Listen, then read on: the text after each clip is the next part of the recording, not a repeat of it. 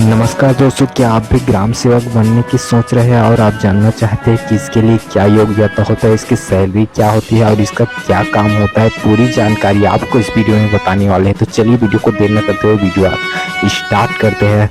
और सबसे पहले जानते हैं कि ग्राम सेवक होता कौन है। तो सबसे पहले हम चलिए जान लेते हैं कि आखिर ग्राम सेवक होता कौन है। ग्राम सेवक ग्रामीण विकास विभाग का एक महत्वपूर्ण कर्मचारी होता है। जी दोस्त, चलिए अब जानते हैं कि ग्राम सेवक का काम क्या होता है। तो ग्राम सेवक के मुख्य कार्य ग्रामीण विकास योजना के क्रियान्वयन करना, प्रधानमंत्री आवास योजना, स्वच्छ भारत मिशन और अन्य योजनाओं की निगरानी करना होता है। साथ ही साथ गांव के विकास कार्यों की रिपोर्ट तैयार करना, ग्रामीणों को सरकारी योजनाओं की जानकारी देना, पंचायत और ब्लॉक कार्यालय के साथ समन्वय बनाना, गांव की समस्याओं की जानकारी अधिकारियों तक पहुंचाना, विभिन्न सर्वे और जनगणना कार्यों में सहयोग करना, ये सभी जो है ग्राम सेवक की कार्य होता है। तो चलिए अब समझते हैं कि ग्राम सेवक बनने के लिए क्या योग्यता होते हैं।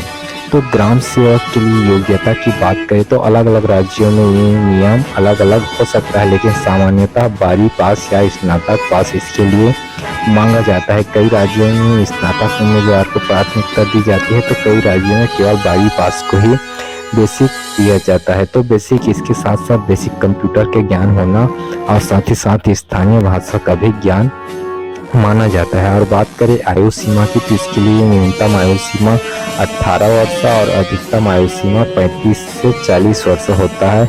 और एससी एसटी ओबीसी वर्ग को सरकारी नियमों के अनुसार छूट दी जाती है। और बात करें इसकी चयन प्रक्रिया, किस तरह से इसके लिए चयन किया जाता है, तो चलिए वो भी समझ लेते हैं। तो बात करें चयन प्रक्रिया की, तो इसके लिए अधिकांश राज्यों में चयन प्रक्रिया निम्न प्रकार हो सकते हैं: लिखित परीक्षा, दस्तावेज सत्यापन, मेरिट सूची।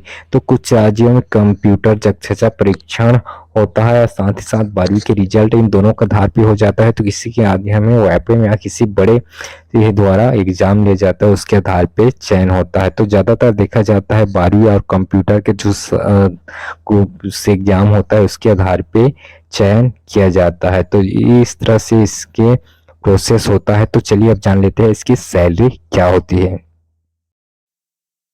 तो बात करें इसकी सैलरी की, थी इसकी शुरुआती सैलरी लगभग 20,000 से लेकर 35,000 रुपए प्रति माह होता है। हालांकि इसके साथ अलावा महंगाई भत्ता, यात्रा भत्ता, अन्य सरकारी सुविधाएं भी मिल सकती है। यह राज्यों के ऊपर डिपेंड करता है इसका सैलरी, लेकिन मिनिमम 20 से लेकर 35,000 रुपए प्रति माह होता है। तो यदि आप भी इसकी तैयारी करना चाहते हैं तो प्लीज वीडियो को लाइक जरूर करें, और यदि आपको ये जानकारी अच्छी लगे तो प्लीज वीडियो को लाइक करना और अपने दोस्तों को भी शेयर करना ना भूलिए। अब मिलते हैं नई जानकारी के साथ, तब तक के लिए जय हिंद।